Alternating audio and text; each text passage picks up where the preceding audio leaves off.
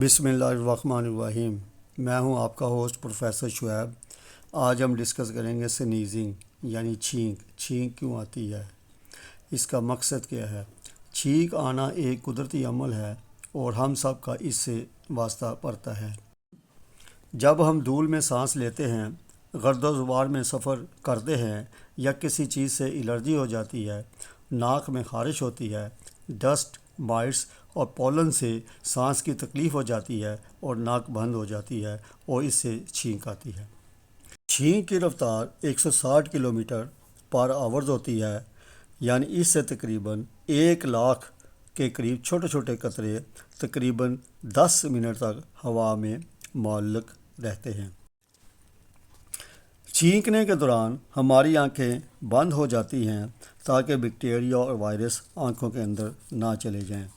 سانس رک جاتی ہے، زبان منہ کے اوپر والے حصے میں لگ جاتی ہے، دل دھڑکنا بند ہو جاتا ہے اور یہ سارا عمل نینو سیکنڈ میں ہوتا ہے۔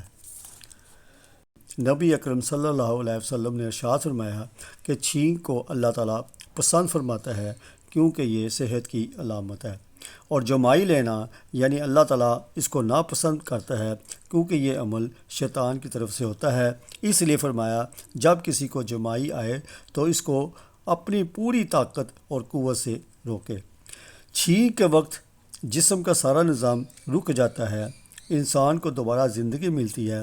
اس لیے نبی اکرم صلی اللہ علیہ وسلم نے فرمایا کہ چھینک آنے کے بعد الحمدللہ یعنی تمام تعریف اللہ تعالیٰ کے لیے کہنے کا حکم ہے، اور سننے والے کے لیے یرحمک اللہ کہنے کا حکم ہے، یعنی اللہ تعالیٰ تم پر رحم فرمائے۔ یہ چیز نوٹ کر لیں، صحیح بخاری کی حدیث نمبر 6225 میں نبی اکرم صلی اللہ علیہ وسلم نے ارشاد فرمایا، یعنی جس کو چھینک آئے تو وہ فوراً الحمدللہ کہے۔